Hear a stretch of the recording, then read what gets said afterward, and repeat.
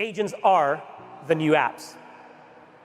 And we expect someday for there to be thousands of agents available. I think every business is going to have an AI agent that their customers can talk to in the future. Artificial intelligence is unquestionably the single most important technology of our time. I think the notion that business applications exist, that's probably where they'll all collapse, right, in the agent era. AI will pretty much touch everything we do.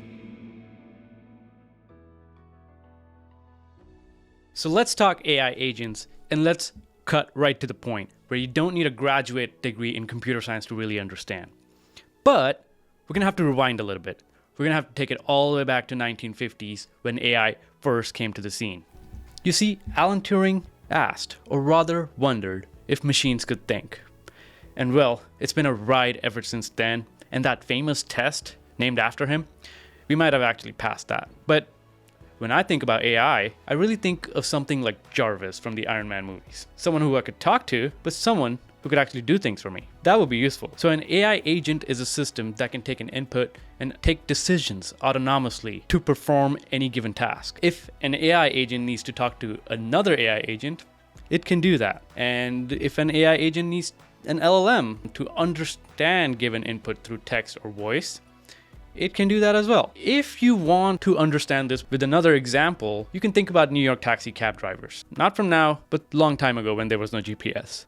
You could imagine a taxi driver who just starts working wouldn't understand each address or wouldn't know where to go. But over time, they would learn. They will make mistakes, but they would learn. And now, oftentimes, you see like cab drivers are certainly better than GPS sometimes because they understand the city much better.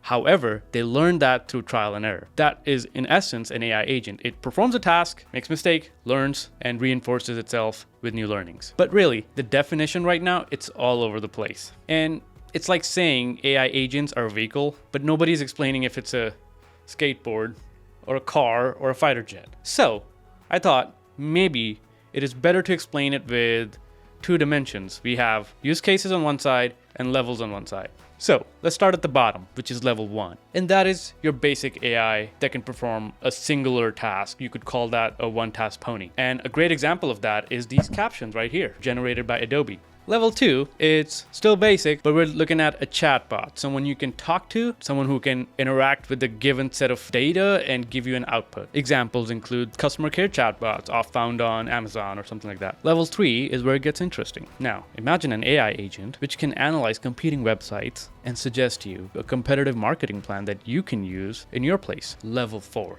Now, this is where things are heating up. You see that level 2 chatbot that was just giving you answers?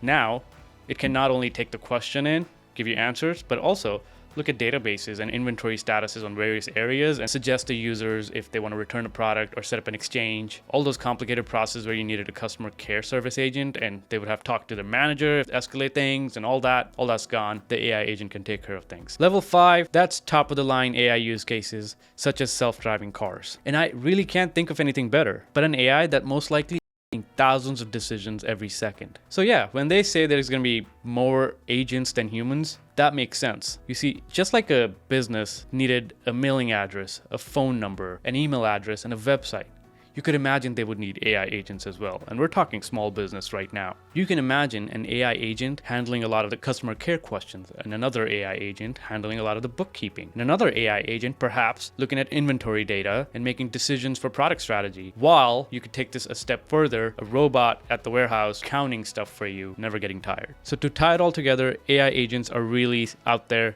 doing things you want them to do. And while we humans are racing towards artificial general intelligence, we already have AI agents out there right now doing specific use cases and solving a ton of problems. And guess what? Not all of them need an LLM. This is Shashank Dogra talking about AI. And if you're interested in more topics about AI, design, and more tech, please like and subscribe. Hit the notification bell, and we'll see you next time.